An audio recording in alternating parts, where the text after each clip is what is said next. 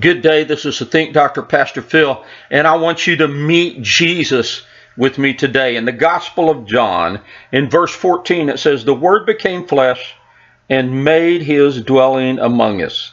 We have seen his glory, the glory of the one and only Son, who came from the Father, full of grace and truth." Now, there is so much in that one single verse.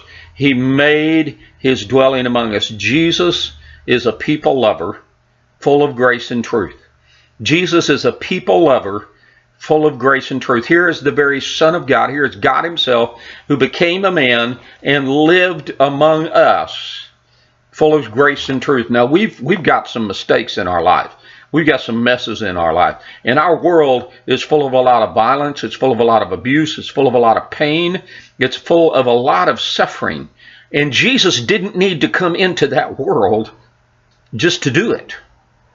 Here he is, God himself, on the throne, no violence, no abuse, no pain, no rejection, no suffering. He has everything.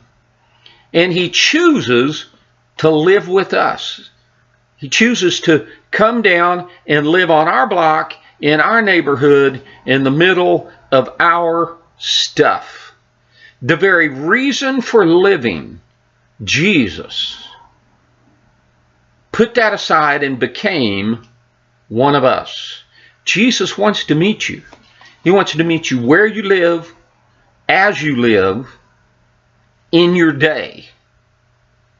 Jesus came to meet you in your day, in your place. How special is that? I mean, if the President of the United States drove up outside my building and walked in here and said, "Phil, I just want to meet you where you're at," I would be impressed. I would stop everything and say, "Well, have a cup of coffee, Mr. President. Let's have a conversation." What an honor. God has done that for you today. Stop and have a cup of coffee with him. A Coke, a Dr. Pepper, whatever it is. Stop and meet with him.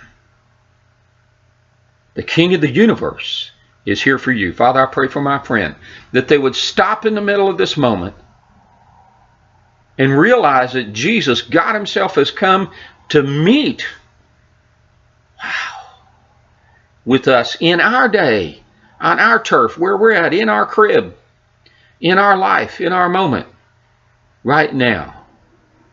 The Lord bless you and keep you. The Lord make his face to shine upon you. The Lord give you incredible and everlasting peace.